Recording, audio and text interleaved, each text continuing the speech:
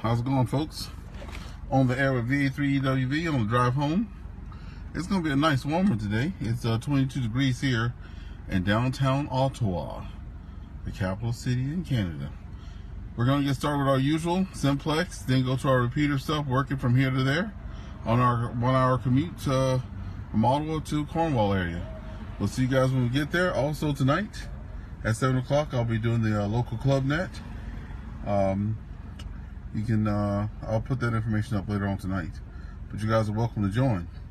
Anyway, this is VA3WV. We're on there. We're going to get to popping, and looks like the coats are off, so I'll just turn the camera around there while we get situated. Y'all can join me for a little bit of a drive, and then we'll get started. Here we go.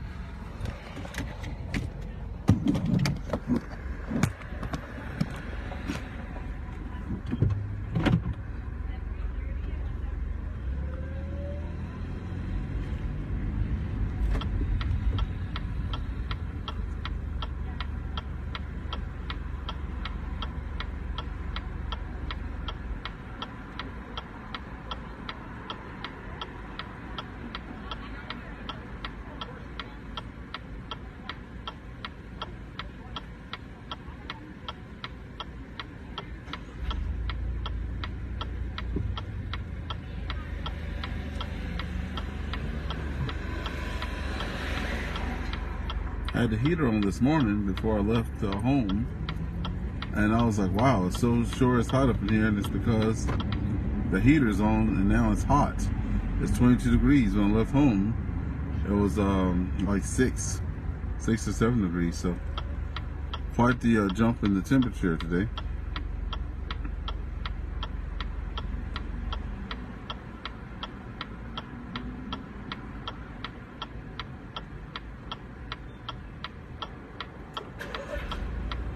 Just back home in the south, people have been thinking it's been summer the whole doggone time. Not here. It's been raining and cold, and all that stuff doesn't even feel like summer yet. It's May. People are graduating in the States. What's going on there, Dan? We're on the drive after 5, baby. On the drive after 5.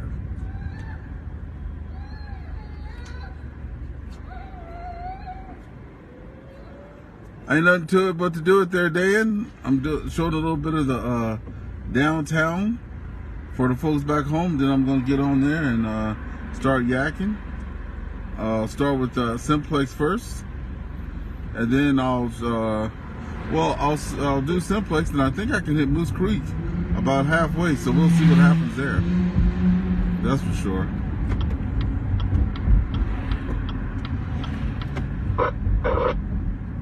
I guess we'll go home and get started. See who we get on simplex there. Oh, that's Moose Creek. Let me get on around here. What's going on there, Jorge? This is Victor Alpha 3 Echo Whiskey Victor VA3 EWV Mobile. Anybody on frequency? Over.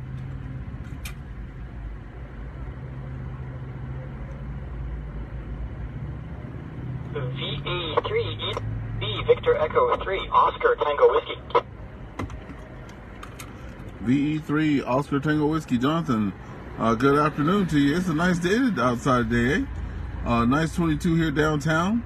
Had to open up the windows and let all the air circulate in the car before we hit on that commute. How you doing today? Oh, very good. It is very good. Thank you for asking. Yes, it's quite a lovely day outside. And yeah, I have all the windows open as well too, and try to let all the fresh air in. And I believe tomorrow it's supposed to be the same weather, so we're in for a double treat. But as far as today, yeah, it has been very, very nice out, and can't complain on my end, as per usual. But yeah, it's been nice out. It's been very nice, and glad you're enjoying the fresh air inside the car. And yeah, it's been a great day on this end. And sounds like your end, it's been the same as well. Yeah, I didn't get to get out. Busy at work. You know, it was a full day at work today, that's for sure. But it's nice to come out and the sun is shining, that's for sure. Definitely a change. And it was cold when I left this morning. I have my coat here in the back of the car, and I had the heater on, and now, you know, I'm shedding the heater and the coat there. Over. Okay, very good, very good. Well, this morning was quite nice. I think it was +10 this morning. and it eventually warmed up to, I think it's about 20 degrees now, 22 degrees, so has warmed up considerably. So yeah, it's been quite nice out. And Dan, I'm gonna be on VE3OJN. No, excuse me, VE3OJE, the Moose Creek repeater. VE3OJE.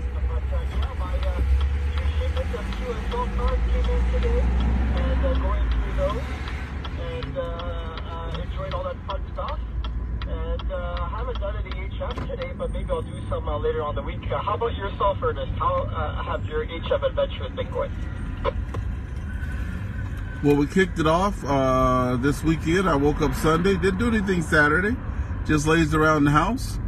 And then on Sunday, I got up early in the morning, went out there and hung up that dipole again, and got my friend to come over, V3RF, and we got FT8 and all that stuff done. My first contact was in Spain, and then a guy in Cuba, and then a guy in the States in Tennessee.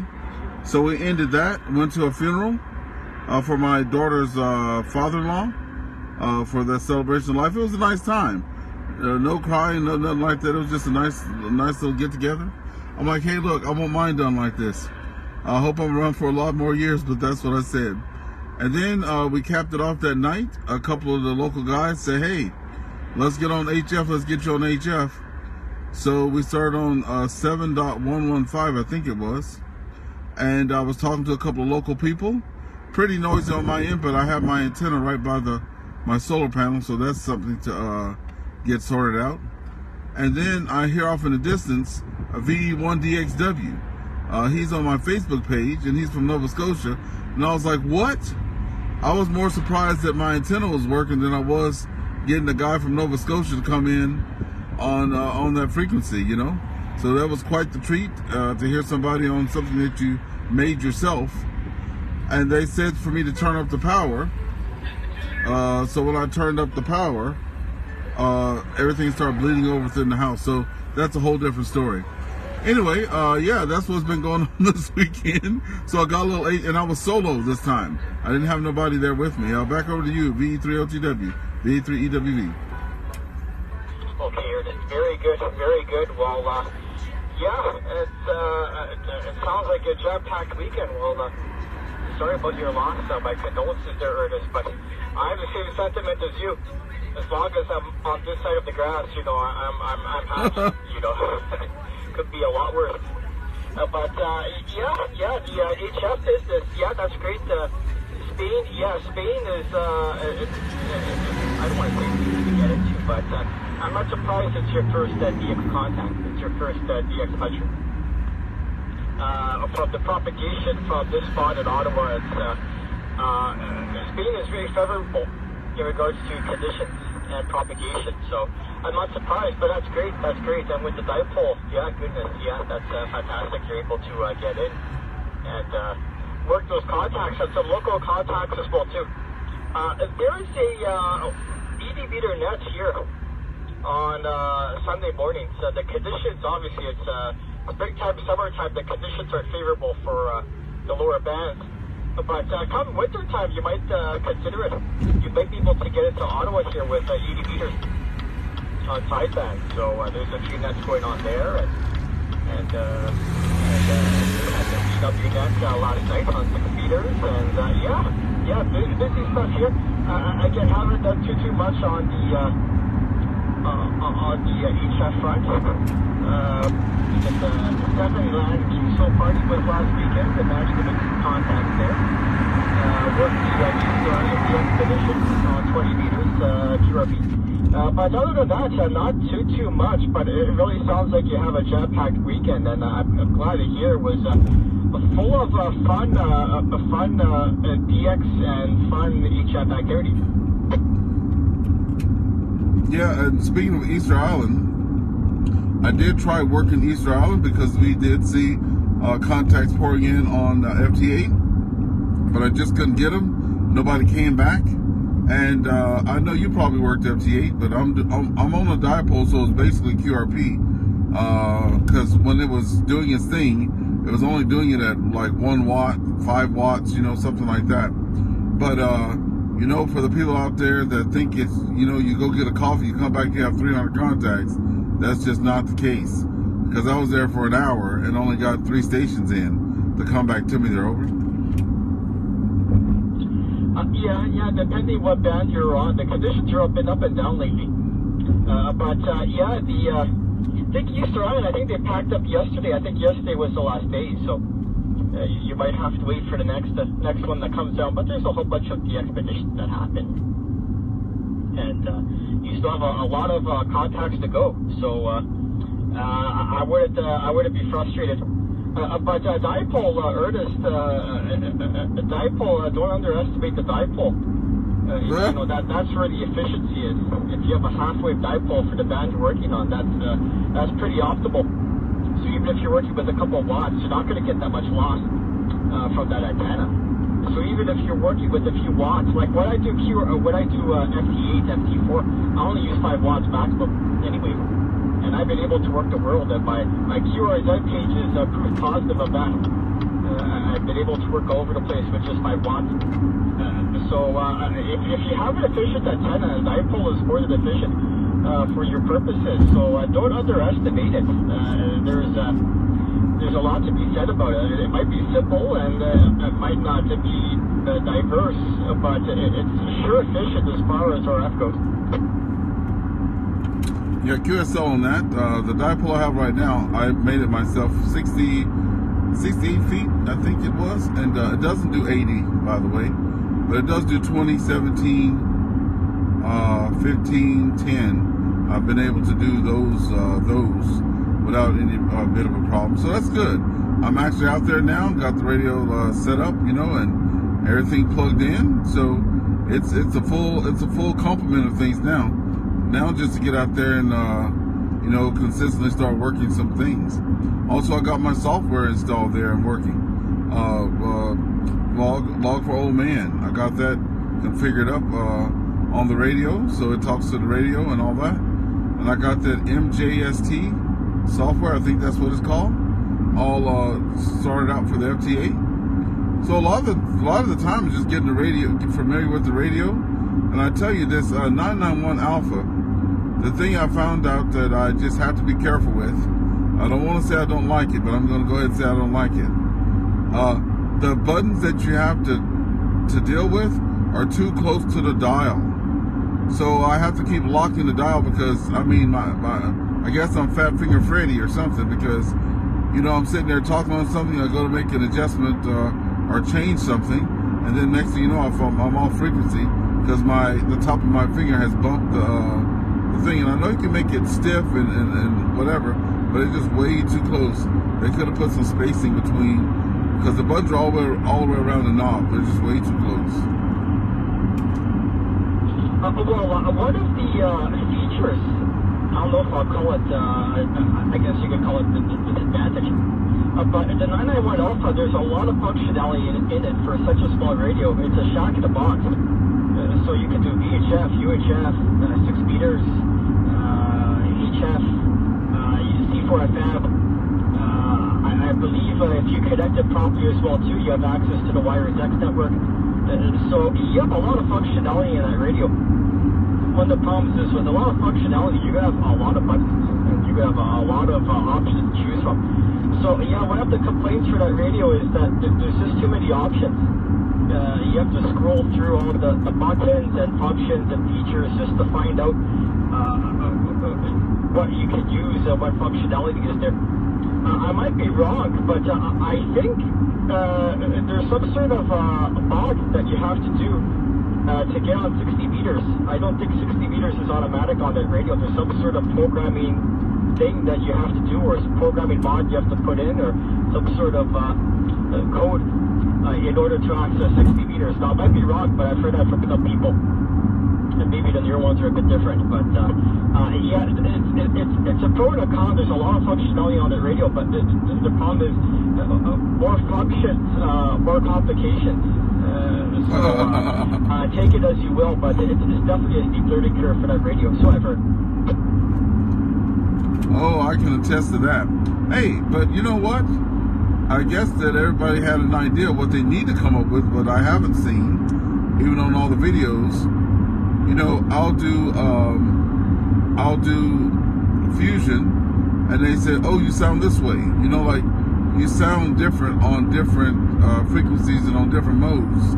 So you're constantly adjusting when you're going back and forth, you know, because I do a Monday Night Net, and now I'm getting into all this stuff, and I have to change my volume settings like 20 times, you know, so they can add one more button to get in the way, you know, a preset volume button, or make the machine understand what you sound the best at on whatever mode and just keep it, you know, or something like that. But that's a big, it can be a pain when you're going through different things and you have to back off the mic, turn the mic gain up on another thing, you're on sideband and something else, you know, so that's all with the territory, I guess. You know, I guess everybody wants things at their fingertips, and in my case, my fingertips are bumping into everything. The mobile VE3 OCW. The biggest thing is between digital mode and analog, even for the VHF radio, there's a big difference in mic gain. Usually, the digital modes come in too loud, whereas the analog modes come in too quiet. You kind of have to play around with the volume adjustments and the mic gain to get it right. But yeah, you're right, there is a big difference, especially between digital and analog for mic gain. But that's half the learning curve. That's half of setting up the radio, and depending on how much you use C4FM, and it sounds like you use a lot than a lot of people would. But it is what it is. But you're right, there's different functionalities in there and different mic gains settings that you can control. There's a lot of functions on that radio. I don't think I could figure out half of them, but they're in there. They're certainly in there. And the other one, now that you have HF privileges, I believe there's an allocation on 10-meter digital for C4FM. So once the conditions get good, you can make a simplex QSO like how we're talking right now, to someone with C4FM to another radio station, just like how we're talking right now, radio station to radio station. And you can use C4FM for that. I can't remember the frequency, but I believe it's part of digital allocation that it's in. But that's a possibility as well too, to work that. So yeah, you have a lot of functionality with that radio, Ernest. I think it's just a learning curve to get used to everything and all the functions. I think it's only a matter of time, but yeah, you're right. That radio, it's a pretty steep learning curve, just because there's so many functionalities in it. That's all there is. Yeah, it'll take some time because, well, when I got my AnyTone D578UV PLUS 3, when I got that radio, it had so much stuff that I had to read the manual just to make it, you know, like, I'm like, no. Because I was just freshly out of 11 meter, right? So I said, nope, I only want to see, I don't want dual mode, just single mode. And I had everything just stripped out and only 8 repeaters in there, 1 through 8. And that's all I had. Because I was going crazy because it had dual VFOs. It has something called digital monitor for DRM. So I'm sitting there listening to 2 different frequencies as it was, and then 2 different talk groups as it was, and did not know who I was talking to. So, but after about 3 months of like daily use, I got used to it, and I graduated to like dual VFO. I graduated to the dual monitor, you know, because you start learning the radio. So with that, this one is a lot more features. So I'm thinking, you know, 1 hour a day, you know, 5-6 days a week. It'll take me a good 4 months to get really used to just going here, you know. Well, Ernest, it's just the, you know, it's off the front of the radio. Now, my radio, I have a TS440 for regular power, and it's pretty simple. You have the modes on one side, on the other side you have split, if you want to work split frequency, and VFO A, VFO B, and some volume knobs, and that's pretty much it. There's the analog layout. there's no waterfall or anything. It's pretty basic radio. So I think you're doing better than me, Ernest, if you're figuring out that 991 Alpha and the AnyTone. I've never used DMR, so Ernest, you're one up on me. I haven't used DMR or C4FM or any of those modes. Now, they started a DMR net here. I know you're familiar with the CRA repeater, but what you may not know is that the CRA repeater also has a DMR repeater on UHF that's on there. It's not connected to anything. It's not on the Brandmeister network or anything like that. It's standalone, but it is DMR capable. And some of the locals are having a DMR net there on Wednesday evening. So I might have to jump onto the bandwagon. The HTs aren't that expensive, so I might have to jump in just to have some fun. Yeah, certainly those boats are growing all the time, and they're getting more and more popular, especially DMR. Oh goodness, everybody's on DMR. You can connect to any place on the world with that. So yes, it's quite it's quite a world of radio. The options that you have, but again, just take your time, and I'm sure eventually you'll pick up the radio and all the other functionalities that go with it. Yeah, I could sell on that. VA3WP Mobile, VE3OTW73 here, Mr. Deckler. VE3OTW, VA3EWV. Have a great day, and I'm standing by.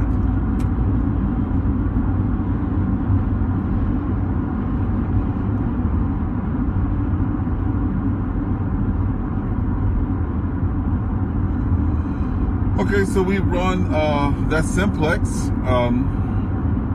So now what I'm going to do now, Moose Creek, I was able to get into a repeater called Moose Creek. So I passed a place called Castleman. I passed a place called Moose Creek. I passed a place called Bonneville. So there's a repeater in Bonneville. There's a repeater in Moose Creek. There's a repeater in Castleman. So what I try to do every day on the drive is try to see if anyone else is out there. I'm passing the huge Amazon plant there. You guys can take it.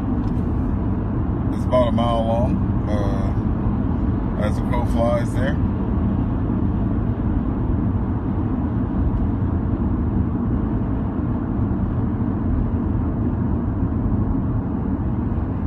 That's a pretty long building there. So I usually lose Jonathan a little bit after that. That's how that goes. We're back. So I'm just going to press the my quick select button there and see if I can get into the Moose Creek repeater. Jonathan might be there as well, but I know he's enjoying his supper. Excuse me, so we'll let him be. All right, VA3EWV on the air. Let's try Moose Creek repeater. This is Victor Alpha 3 Echo Whiskey Victor, VA3EWV mobile, commuting from Ottawa to Cornwall. Anybody on frequency? Yep, I keyed up the repeater. Heard a little.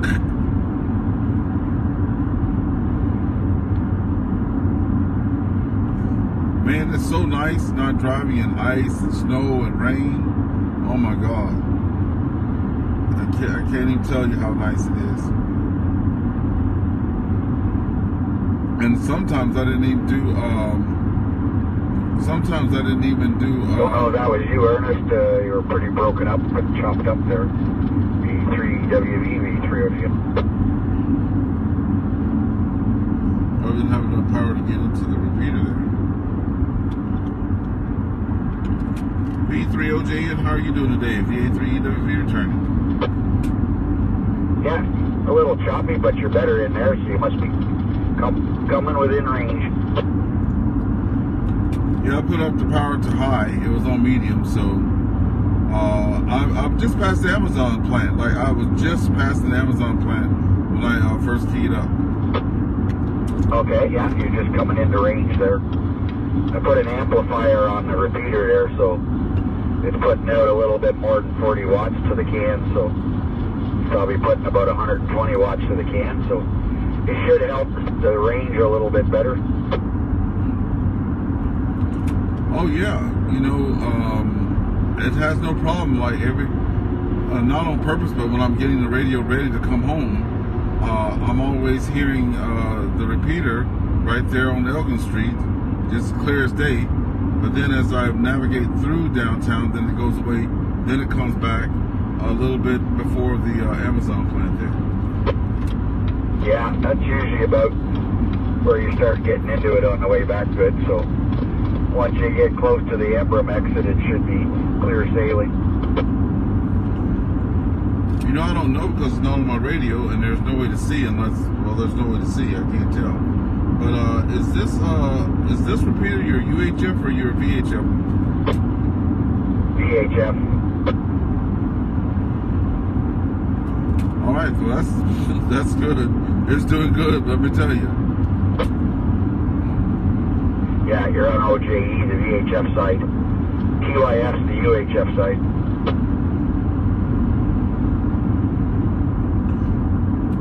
Yeah, Mel, I'm not going to keep you. It's a nice day, so I hope you got to enjoy some of your Monday and relax and let the sun hit your face.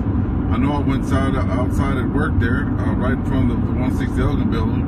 And they have this nice little, I forget what type of stone it is, but it's nice and smooth with like a nice frosted type glass thing behind it. So my big butt laid out there looking like a mermaid and stuff, a burnt mermaid. Laying out there catching the sun and stuff, and people were just looking at me, and I was one-eyeing them because the sun was shining on me. I'm like, I'm getting that vitamin E. Yeah, well, it's been a beautiful day here. A little bit of a breeze this morning, kept the bugs away, so yeah, I've been in and out of the house all day, did a few things, so had supper, got the dishes done, now relax and talk myself into I want to go to work tomorrow. Man, that must be a condition, you know. That definitely must be a condition because I myself and the wife, you know, Sunday was, you know, heck, we got off work and I was heading home and was already dreading going to work Monday, and then Saturday came around, same thing. Sunday, I felt more sorrow about going to work on Sunday than it was for me putting my daughter's father-in-law to rest, you know. That, you know, we're all happy and smiles and stuff with that. And then once we left the funeral, my wife's like, oh, you look so sad. And I'm like, yeah, because I have to go to work tomorrow, over. Yeah, back at it again, eh? That's why I'm kind of glad with the 3-day weekends. It makes it a little nice.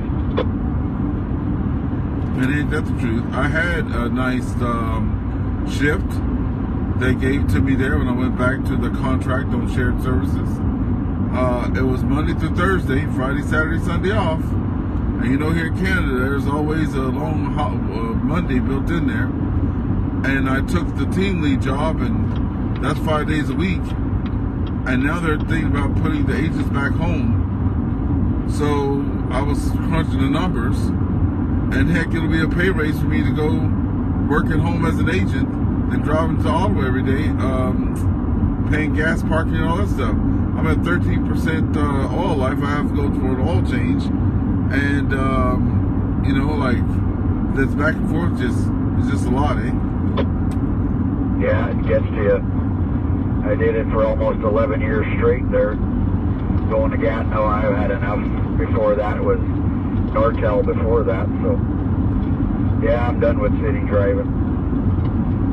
Hey, Michael, how's it going there? I have Mondays off, so a lot of the long weekends fall on Mondays, and Paul, my partner that works together, he has Fridays off, so he gets long weekends. And the first one last year I worked Tuesday, and then I said, you know, what the hell am I working the Tuesday for? I get paid for the Monday. It's a long weekend for everybody else. It's going to be a long weekend for me, so I just told my boss, I said, next long weekend on a Monday, I won't be in on Tuesday, I'll be in on Wednesday. Hey, that's how you have to work it, man. And you just gave me oh man, I should have brought my computer home tonight. Oh no, it's not too late because see, you know you're having troubles with work anxiety when you're thinking. Anyway, I know there's a long weekend coming up, so I usually have they said I could work the Wednesday at home they don't care. You can either do the Tuesday, Wednesday, or Thursday. And now that you mention it, you know, I'll get off Friday, be off the Saturday, Sunday. I'm off the Monday anyway, so I get paid. Then if I work at home on the Tuesday, it's not having a day off, but I don't have to drive into town. So it's almost like and now, not only that, I got, what, 2.5 hours back in my day? Yeah, that's it. It would help, eh? Yeah, you going to Smith Falls on Saturday? Yeah, man. Old Dave Goodwin got a hold of me, the guy that taught the advanced class there. He's a rack guy, too. He says, hey, are you going to Smith Falls on Saturday? Now, I wasn't even thinking about it. And I was like, well, yeah. Because I don't think, I'm pretty sure I'm not doing nothing. So I'm like, yeah, I'll go down there. And now I know a little bit, like every time the 3 times I've gone, 2 Iroquois and 1 carp, I really didn't know a lot about nothing. I really didn't have no equipment, Mel. I just had this AnyTone, right? But now I have an actual base radio, you know, the Shack in the Box there. So now, you know, I might go down there and find me something good, you know, that, you know, it'll be worth it this time. Because now I need some stuff, you know. I need a good permanent antenna, power supply, stuff for the tower, because V3RF is giving me a 6-element beam. And I have the tower, I just need the rotor and stuff like that. So now I'll have my eyes open, because the last 3, they're like, what'd you get? I'm like, 2 bowls of chili and a biscuit and a pop. This is Victor Echo 3, Oscar Juliet Echo, Moose Creek, Ontario. Yeah, that's about what I get. Food. Not too much I need to buy. I go for the social thing, and Smith Falls, the ladies make good sandwiches, and they have the Tim Horton donuts, so I usually partake of that when I'm there. Well, yeah, that's what it's been to me, because, you know, I got to meet you in the flesh. I had never seen you before. That's like a reunion, so that's what I'm going for. I mean, it was a reunion in the food. Well, I didn't know nobody the first time, but the second time, by the time I got to carp, you know, I put more hours talking than I do listening, so I'm starting to know people and know their call signs, and even when I see the hats and the shirts and the this and the that, I'm like, oh, yeah, you're so-and-so, you know? Yeah, that's it. Yeah, sometimes it's the only time you get an eyeball with somebody is flea markets. Oh, yeah, I've heard some people call them flea markets, too, and some call them, yeah, flea markets and ham fest and something else they call them. I forget. But I've been hearing them called a couple of different things. Yeah, they say ham fest, but when I think of ham fest, I think of the Watertown one and Milton, Ontario, and the big one down in Ohio, Dayton and all that. To me, that's a ham fest. That's big. These ones around here, they're more like flea markets than ham fest, but they still call them ham fest. Yeah, a year and a bit ago, I was watching those, it was around the same time, because I think this month, and this is when all the action started for me, because the winter months were still kind of a little, you know, off. Then we kicked it off with the fox hunts, and then went to Iroquois Ham Fest, and didn't get to go to Smith Falls, and then I went to the carp one after that, you know, and we were doing Aries training and this and that, so it was a good kickoff time, you know. And when I was watching those Dayton ones, you know, they have like booths and information and little I don't want to say classrooms, but you know, like little training things. They teach you stuff, you know, because they're big brands and big names out there. There's a lot of I don't know what they call it, seminars. Yes, seminars and all that kind of stuff. So, you know, I was like, wow. So when they said Iroquois, that's what I thought I was going to. And I go up in there and I was like, oh, okay. It was still exciting to me, but you know, all I had watched was what they had on YouTube, and that wasn't it. Yeah, no, it's pretty good. So, yeah, it'll be good. And the next one won't be till all this, and will be carp. And then the one in St. Albert there at the end of September. So. Used to do a lot of the ones in Toronto area, but it's too far to drive now. And we used to go to the one in Watertown. in Milton and stuff like that in Ontario, but just too far to drive now, and they're not as big now as they used to be. Yeah, I get it. Also, when you're a fresh person like us, there's 4 of us in a group that are like new. So a lot of people were going because we were new. They had been there, done that, but they had 3 new hams that were going. So a lot of the guys just went as just like chaperones to show us around, right? And I still haven't, like, other than food, I have not made a single purchase at a ham fest. I did bring cash with me each and every time, but I didn't see anything there that, because I didn't have anything. So now, I'll bring the same cash I've been toting with me. My wife gave me $400 as a gift, and I spent $30 the first ham fest. So I got the 50-50 tickets and the food. Then I went to Carp. I got the entrance ticket and some 50-50s. And then I splurged with my money and we went to Red Lobster. So that wasn't a lot because I don't like lobster or anything like that. So I got chicken nuggets and fries. So that cost me $20. And then I went back to the Iroquois and that was a bowl of chili, a hot dog, and a pop. That was that.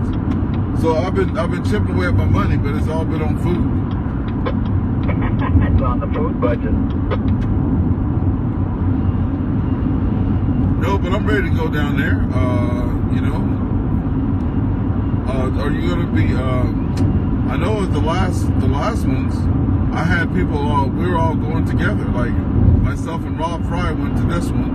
The one before that, I went with VE3JIN, Bob Levine, to the cart when I rode with him. And I think I went with Renee there to the first one in Iroquois. So, it's always good to go with a couple people, or sometimes you just like to go by yourself. Because I know one guy, he was saying that he went to one of the festivals. I saw him come in, and then he was gone. They just do a quick walk around and then they leave.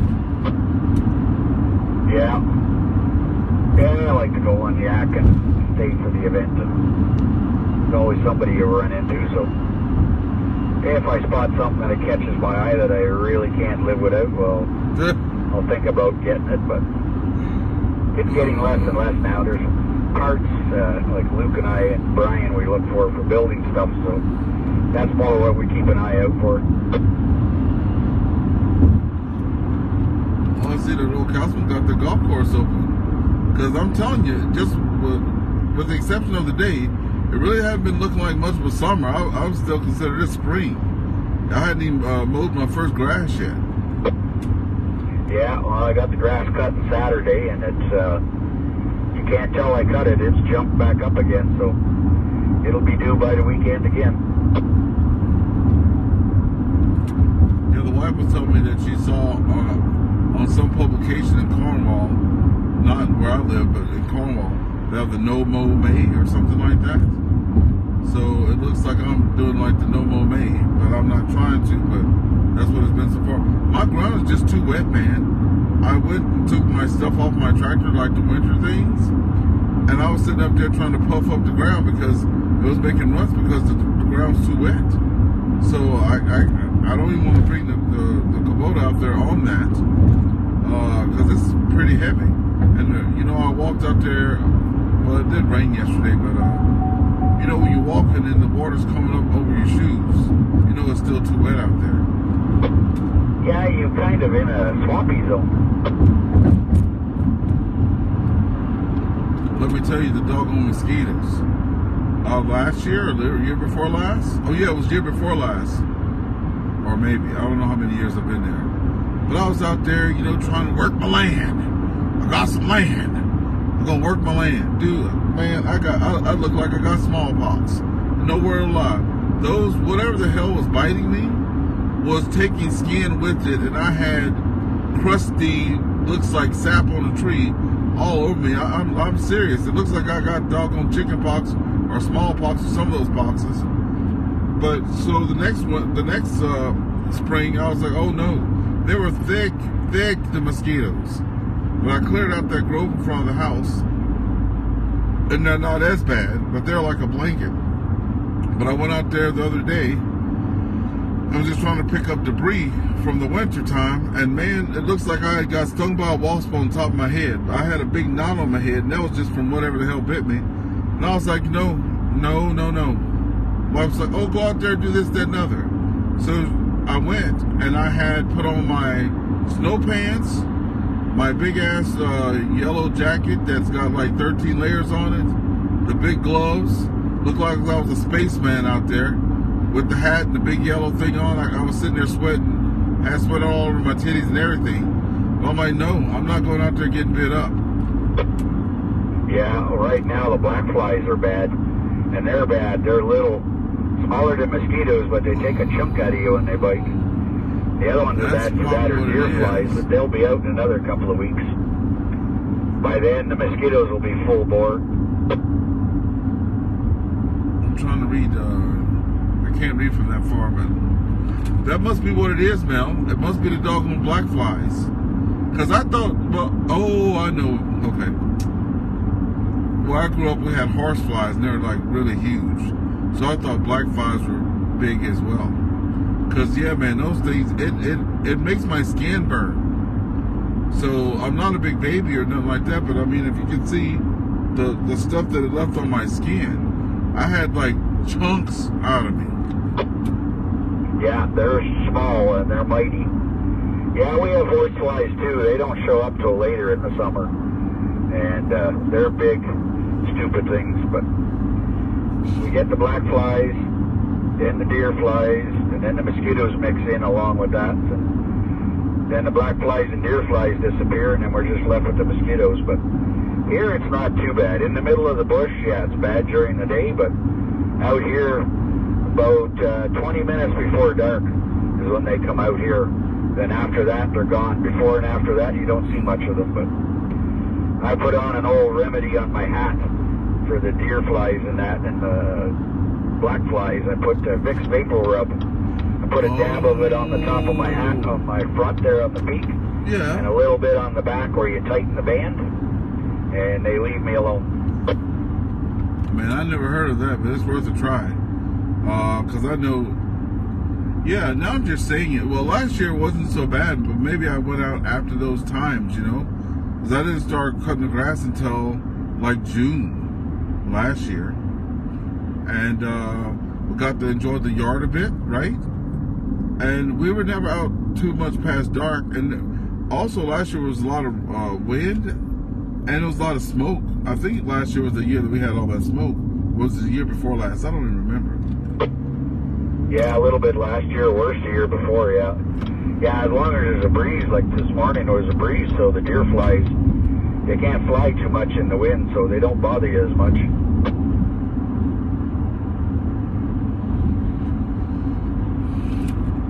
Okay, well, Mel, there, I'm gonna let your voice rest. You know, I'll talk to you until the damn early, and so I'll let you go. I've just hit the 138. Gonna call the wife and see if she wants me to pick her up some before I get all the way home. And then she tells me to go back out.